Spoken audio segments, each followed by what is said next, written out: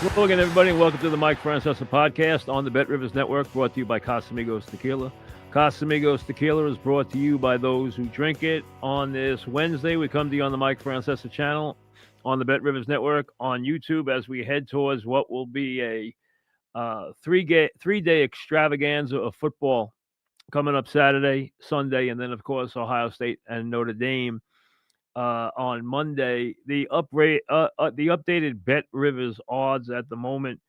Ohio State is a 9.5 point favorite, which I think is too many. I just think it's too much.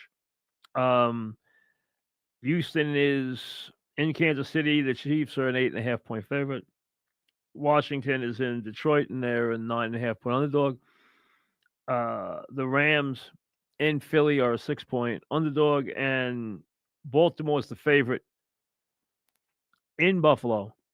And that is, I think that will be a divisional playoff game that will be rated like a top NFC, and the NFC is always the stronger conference ratings wise, like an NFC championship game, not like a Super Bowl, but an NFC championship game. I think that game on CBS, 6:30, Nance Romo, Sunday night. I think that game will do a 30 rating or better, which is, think about it. There's nothing else, nothing, not the Academy Awards, nothing else in the year other than the Super Bowl will do a 30 rating. I think that game on a divisional playoffs weekend, which usually does not hit that mark, I think they will hit a 30 rating for that game. That's how big that game will be. And the buildup will be, obviously, with Jackson coming off playing very well and Allen coming off playing very well. And they battle now for the right to go play Mahomes, thinking that Mahomes will advance past Houston, which I believe they will. We will go in depth on each game on Friday, but just a couple of things to point out right off the start. A lot of people are talking about, oh, Kansas City's had too much time off. This is a bad situation. The Eagles look stale last week, blah, blah, blah, blah, blah. Well, the Eagles were playing a good team defensively last week. Now, Green Bay played badly, lost a lot of people to injury, lost wide receivers, got hammered on the offensive line during the game, and obviously did not play well offensively. But I don't think it was because of the layoff. Kansas City will be ready. As a matter of fact, I think Kansas City, with Hollywood Brown now being part of the offense and that allowing Worthy to play a more natural position in the offense, means that they're stronger now on offense and more explosive now on offense than they've been all year. You know, one thing that people sometimes overlook about Kansas City is no matter who's going to play them, think about it. You are going up against a team that has two immortals, two all-timers in Andy Reid and Mahomes. They're not just Hall of Famers. They're going to be bigger than Hall of Famers. They're going to be legendary figures. Andy Reid's going to be one of the winningest coaches of all time. He already is. He will have an imposing record when he finally retires. And he will not be quick to retire because he loves coaching. You have Mahomes, who is building a Brady, Montana-like legacy. You have Kelsey, who's a Hall of Famer, and you have Jones on defense, who's a Hall of Famer. That's 4 Hall of Famers in that lineup, and a couple of legendary performers in the head coach and the quarterback. That's a lot to beat in their building with a good defensive coordinator in Spags and some really good people on that defense by McDuffie and Jones and everybody else. I mean, that team is a tough team to beat anytime, anywhere. And let's be honest, they don't lose a lot. Lost one game this year that they tried. They didn't try in a Denver game. They lost one game this year they tried in. Houston's going to go in there and play well defensively for as long as it lasts. I don't think they will hold up offensively in this game. Washington's fascinating because Washington's going to have all kinds of problems with Detroit offense. So is everybody else, but Detroit's going to run the ball for, I think, 200 yards against Washington. And that's a big problem. When you go into a game and you think the other team's going to score, is going to run for 200 yards, they're going to win. The question is, how dangerous is Daniels against a Detroit defense that looked better against Minnesota? But wait a second. What exactly happened to the Minnesota offensive line the last couple of weeks? We can all blame Sam for holding the ball too long, for making mistakes, but you can't blame Sam for 9 sacks to the Rams or the fact that he never had time to throw the ball against the Lions. What happened the last 2 weeks that you had this total collapse of the Minnesota offensive line? I think part of it was game planning. I thought they ran their routes way too long and asked Sam to complete passes down the field when really they should have shortened it up against these teams and made that adjustment in the game and had Sam get rid of the ball quickly and shorten the routes. That was a big mistake for the Vikings.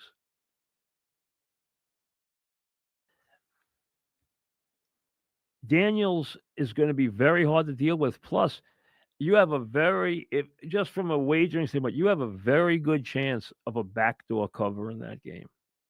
That line's going to be 9 or 10. That line's sitting at 10.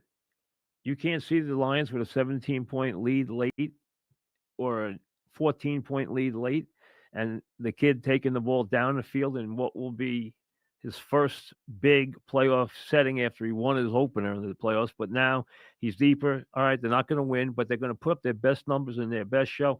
You can't see him getting a backdoor cover. I can see him getting a backdoor cover all day. So you better be up 20 in the last couple of minutes. If you're not up 20, you got a real problem that you're going to get a backdoor cover in that game. The Rams have been a different team home. Now, they weren't home last week, and Minnesota sure messed up the end of their season. But they still weren't on the road last week. Now they're on the road in Philly. And here's the thing. The Rams pushed the Vikings around. And Verse and Young have really grown up on that defensive line for the Rams. But now they are facing, I believe, the second best. A lot of people think the best offensive line. I like the Lion offensive line better, but we're quibbling. Those are the two strongest offensive fronts in the sport.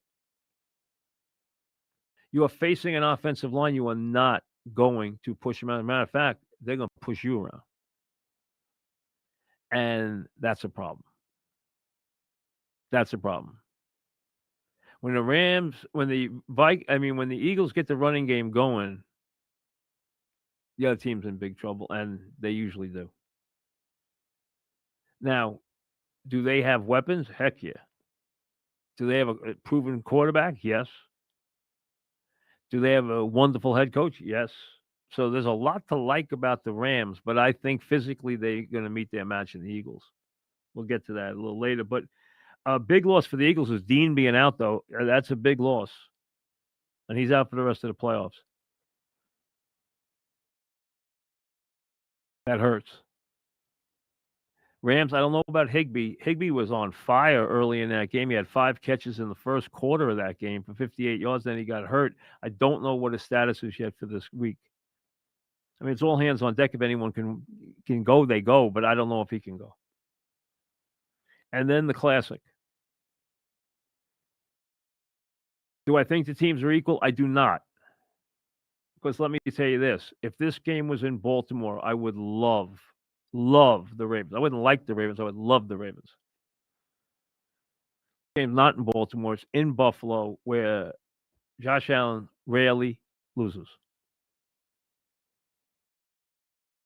But I don't like what I've seen from the Buffalo defense. And I'll tell you this. The Ravens are putting together something that is starting to look unstoppable.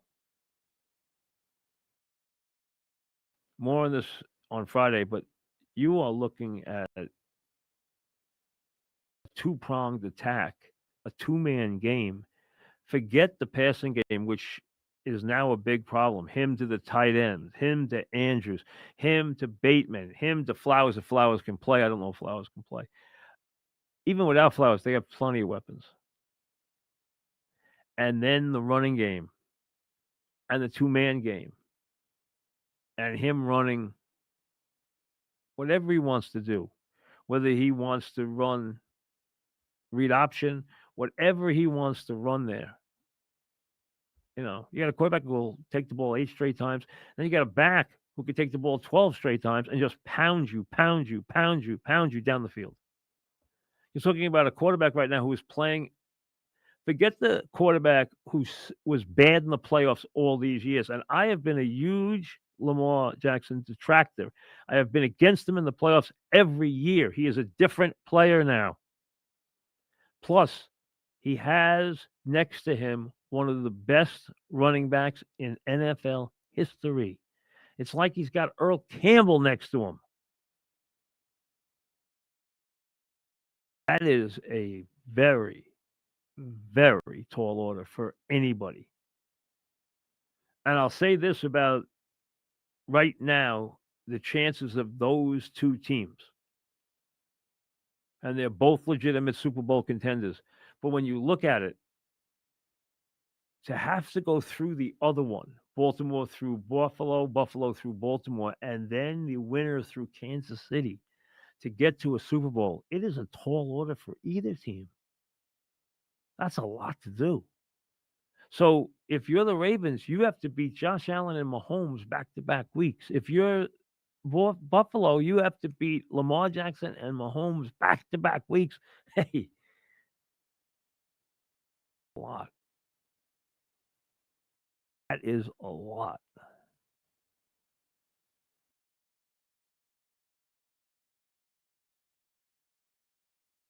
Henry's presence puts Lamar over the top in a lot of categories.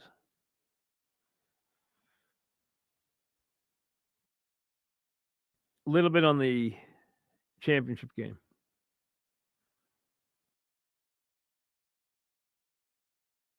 The game is going to do a big number, TV wise. It's not.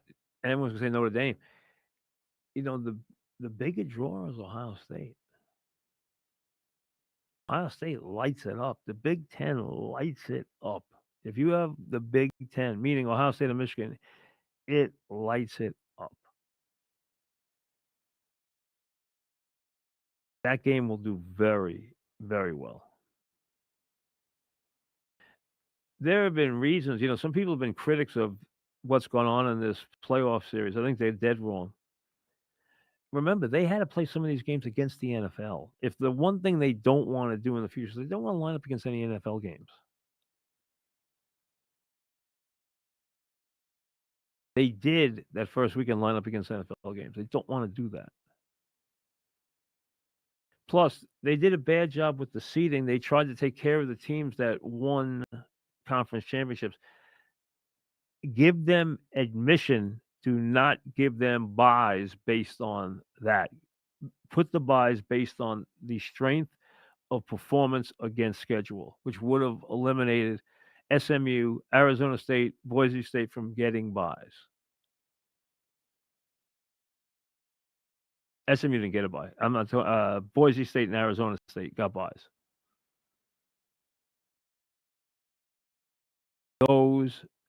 That's an issue. That's an issue. And you had Oregon play Ohio State early, which shouldn't have been the case. All right, that will fix itself. This thing's going to expand. It's going to expand because the bowls are worthless now, other than the playoff. Completely worthless. The portal destroys it. Guys opting out destroys it. The movement of coaches and the coordinators destroys it. The games are worthless. You can't even watch them or pay any attention to them anymore because so many times one team's got players, the other team has nobody. You saw that how many times this year? Ole Miss was in a game that they could have named the score. Who else? There was one other one. Not Washington. Who was in a game that against Virginia Tech? Somebody was against Virginia Tech, and Virginia Tech had nobody. And there was the Holiday Bowl. Oh, Washington State had nobody, absolutely nobody, and they just up and down the field. That's going to go on more and more in these games because you look at the other team. Oh, he's gone. Coach is gone. Coordinator's gone. Quarterback's gone. Backup quarterback's gone. Top wide receiver's gone. Top pass rusher. Top offensive lineman. It doesn't work. It does not work. Couple things before I get to. I got a whole bunch of other things to do, but let me get to them in a second. First, let me tell you that. Let me tell you about the squares, which you know about, but you got a couple of more opportunities for that. Players can play same game parlays on college football and NFL games to earn squares. The exclusive squares game offers additional chances at profit boosts, bonus bets, and many 10,000 jackpots. Go to the Bet Rivers app for more details and check it out. So the bottom line is it's a nice bonus. It's a fun diversion. It's a nice way to play and adds a little sizzle and maybe some rewards to the festivities. Let me get to some emails. Send your emails to Mike Francesa podcast at gmail.com. Mike Francesa podcast at gmail.com. Here we go. Let's get to a couple here. James. Curious to get your thoughts on Mike McCarthy. I'd argue he's underperformed with some great Packer teams, as well as flops in Dallas. All right, Mike's performance, regular season, has been outstanding. Mike's performance in the postseason, yes, he's won a Super Bowl, but he did have Aaron Rodgers for a long time. He had talent in Dallas and did not play to his regular season record. Both times he did not take the team as deep in the postseason as people expected. A lot of people thought that he and Rodgers should have won more than one Super Bowl. If you look, though, at the lifetime record, if you look at the performance over a pretty good length of time, the man has a glowing winning record, a superlative one-loss record, and he's won a Super Bowl. That's why right now there are a couple teams out there fighting for him. He's thrown him leaving Dallas, and my understanding was there was issues about money, but also issues about coaches, staff. His being thrown into the mix has opened things up dramatically. I don't think he's going to be a factor here with the Jets. I think that New Orleans would hire him today. I think that he will probably wind up being the head coach of the Bears. He definitely can go to New Orleans. I don't know if anybody else like the Raiders or the Jags are interested in him. I know New Orleans wants him. I think the Bears want him. First of all, he's beaten the Bears up a lot. I think the Bears want a guy who's a proven winning coach. He's a proven winning coach. He might not have won enough Super Bowls for you, but you know what? He's won one, and he's won a lot of games. Is he a great coach? No, he's never been my favorite. But does he know how to build a team? Yes, he does. Is he a competent individual? Yes, he is. Like I said, he's not my favorite. Joseph, will the NCAA pick less teams, fewer teams, it should be, from the Big East this year because of the consolidation of conferences and the NIL? No, listen, they'll pick them because they don't have enough teams that are qualified. That's the bottom line. Wins against top 100, top 50 competition. Wins on the road. That's how you get at large bids.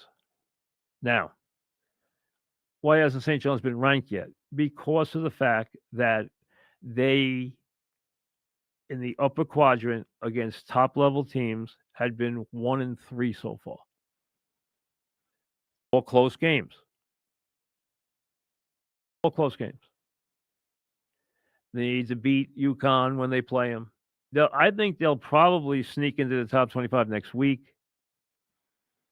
As long as they win this weekend. They won last night. They won without Smith. They came from behind against Georgetown, and Georgetown had a very good chance to win that game. But St. John's really, was down 15 and gutted it out. And actually hit a couple of threes. Without the 8 threes last night, they would not have won. Georgetown missed so many layups in the second half. But give St. John's credit. They played good defense in the second half. They turned them over. And they got some surprising support. Scott hit a bunch of threes. They're about to be ranked. But let's look at Villanova for a second, which lost last night to Xavier. Villanova is going to have to win. They're going to have to win. Now, they have a win over UConn at home. They're going to have to beat a Marquette. They're going to have to beat somebody else on the road. They're going to have to beat St. John's at home. They're going to have to beat the other top teams in the conference if they want to go. They're going to be right on the bubble. I mean, from the Big East right now, you have, I can't even call Creighton a lock this year, but I'm pretty confident Creighton will get in. So to me, Marquette, UConn, locks. St. John's, lock for the NCAA tournament. I think Creighton will make it. So I think those 4 teams are going. From there, you got to wait. But I think those 4 teams are going. For sure. They should do better than that. But again, let's see how it plays out. It gets very, very close. Last year, St. John's should have been in. They should have gone. Seton Hall should have gone. They didn't. It can happen. You can get left on the doorstep. St. John's will not get left on the doorstep this year. Not only that, they can win a couple of games. But I told you, I saw Rick recently. I told you I was at practice, and he said, I can live with the threes. It's the foul shooting. And the foul shooting overall is not that bad. But the problem is the 2 guys other than Lewis is going to make his free throws. Like on Saturday, he was 16 to 20 from the foul line. Problem is Richmond and Zuby are the 2 guys who are going to get fouled other than Lewis, and they've got to make. Richmond can drive the ball. He's not going to make outside shots. He can drive the ball to the basket and get fouled almost at will. He's got to make his free throws. Same thing with Zuby. He's got to make his free throws. Georgetown's a vastly improved team. They got some players. They have vastly improved under Cooley. They easily could have won that game last night against St. John's. St. John's was, I would even go so far as to say St. John's was fortunate they won that game. Joe, why is Kevin O'Connell not receiving any blame for the Vikings' poor finish? He should. Listen, the head coach should always receive blame. Sam's going to get the brunt of it because people they wanted not to believe in him. They waited all year not to believe in him. The 14 wins, the 35 touchdown passes, they were waiting for him to implode, and Sam cooperated and imploded his last 2 games. What did Sam do wrong? He held the ball too long, which is a thing he does all the time, number 1. Number 2, the fumble he lost when he got sacked and fumbled and they ran it back for a touchdown, that ball should not have been fumbled on that kind of hit. There are times the quarterback there's nothing he can do. He gets blindsided. He gets tattooed. There's no human way to hold onto the ball. That was not the case here. Sam had to hold onto the ball on that play. He didn't, and it went for a touchdown. The pick, the throws the last week, the wildness, he had a really bad 2 weeks. He really did. It probably cost him his future in Minnesota. I think it probably did. To get a job somewhere in the league, somebody's going to give him a contract and give him a chance. There are a lot of spots that need quarterbacks, but I don't think it'll be in Minnesota.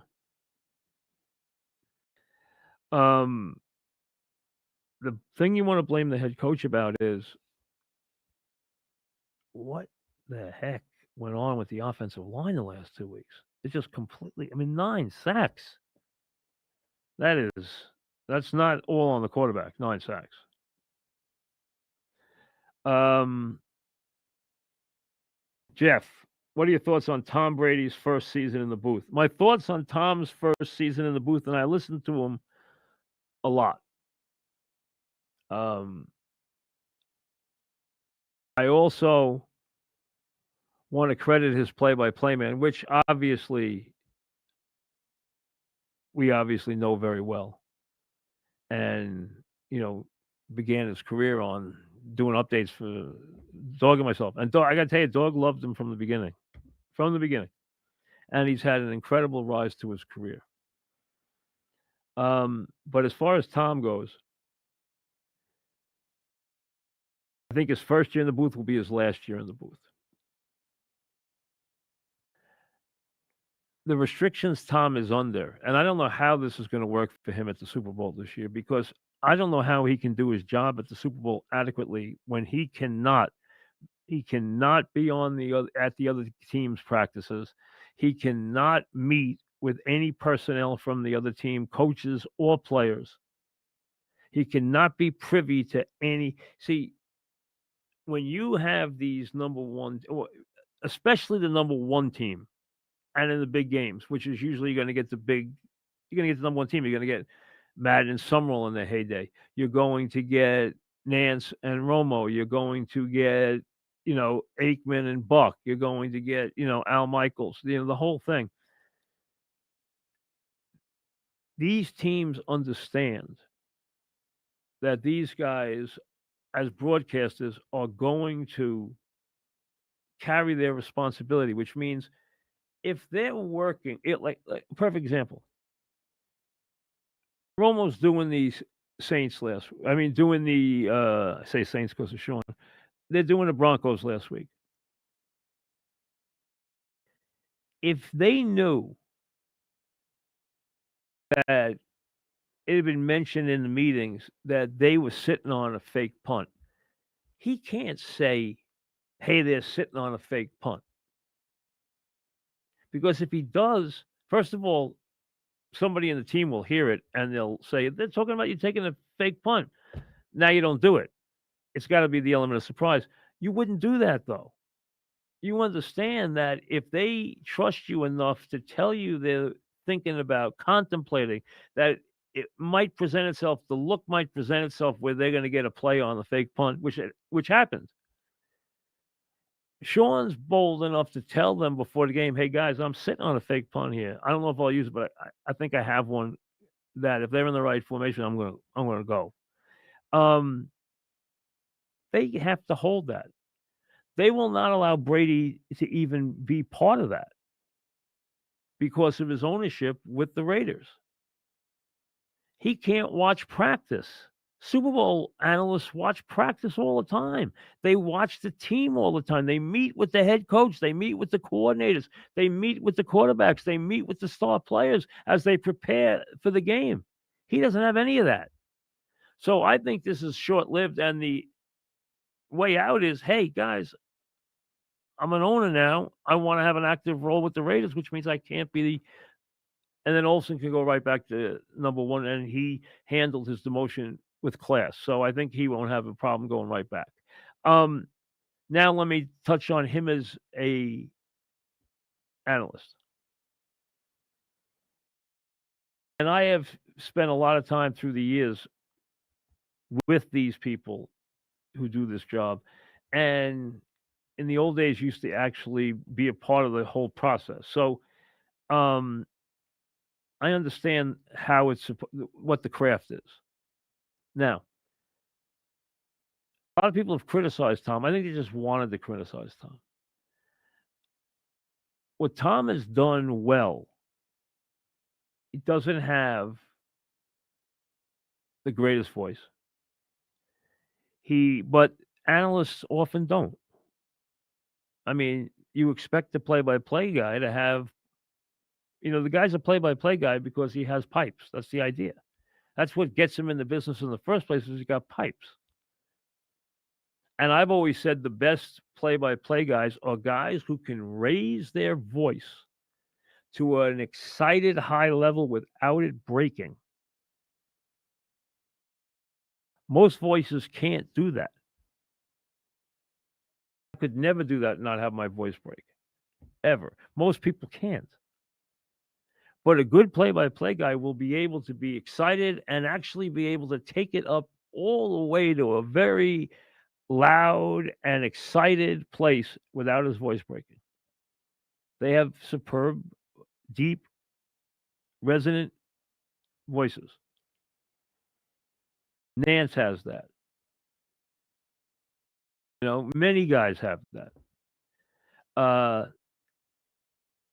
Analysts aren't judged by that, and they're not born to have that. They're usually ex-players or ex-coaches. They're always ex-players or ex-coaches. Now, what has Tom brought to the table? Has he been prepared? I would say on a scale of 1 to 10, I give him an 8. I think he's been, on most occasions, very well prepared. Not always 100% on players, but most of the time, very good. I'd say he definitely gets an 8 or an 8.5. What I like that Tom has done is he has brought you inside his mentality as a great winning quarterback and told you, if you've listened, little nuances about game-winning drives. He's given you how he valued timeouts, how he kept timeouts in perspective versus the time on the clock, what each timeout was worth. I've heard him tell you what each timeout was worth. I've heard him tell you how he would look at certain defenses and what would be his trigger point. I've heard him tell you about when he would get off a receiver based on what move he made in the end zone. I'm off that guy if he does this. I've heard him tell you that. So he has given you a lot of the nuance.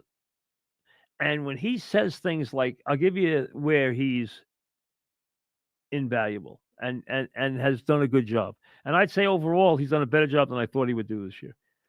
Let me tell you where I think that he comes up big. There's a lot of controversy about Brown and him reading the book, which was, to me, outrageous in a playoff game. Outrageous. And his coach went after the media. Of course he did, because his job is to protect the player. And he figured out, see, what the coaches will do is they'll always try to put the media in retreat by challenging the media. Oh, that's a lazy take, or that's this or that.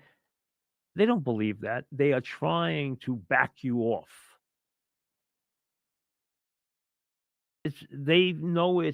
They treat the media like the enemy, and they know that in those circumstances, they want to back the media off. They want to get it off the player and get it off being an issue. Best way to do that is just dismiss it out of hand, even though it's an outrageous thing. But what Brady said was perfect. He looked at it and he didn't call Brown a name. He didn't say, look at that clown, like somebody might say, or what a jerk, or what. You know what he said? If you remember, this is what he said. He said, there are star players and they'll make catches and they'll get stats and they'll make plays. And then there are champions who will do whatever it takes to win. Star player, champion. Can't say it any better. And that's exactly right. So what? We all know that Brown was miffed. He's been miffed at the quarterback and had problems with the quarterback at other times, last year, this year. We know that. Okay? We know that. Everyone knows that. He gets miffed like a lot of receivers do when they don't get targeted. He didn't see the ball all day, so he pouted. In a winning playoff effort, you don't pout. You say, "We won." And that's what Brady's talking about. If this week you were a blocker or you were a decoy, shut up. That's just as much your job as catching 8 passes for 108 and 2 touchdowns. Your job is to do whatever the role is that week to win the game. We're a team. The idea is to win the game. Make a block to win the game. Be a decoy to win the game. Do whatever has to be done to win the game. Don't worry about stats. Stats don't matter in the postseason. Nobody cares. Nobody cares what anybody gets in the postseason as far as stats. What did you do the things that helped your team win? And every game's different. But he was sulking because he didn't have any balls thrown to him, which is a common trait with wide receivers. But you don't manifest it unless you're a real clown in the postseason when your team wins, because that's divisive. And that's what Brady was saying without having to attack Brown by going at him. Hey, there are players, there are stars, and there are champions. Can't say it any better. So I think overall, I thought he's brought a unique perspective that comes with someone who has been a prolific player and winner. And that's a rare look into what he brings. Now, his job cannot continue with the shackles that he has.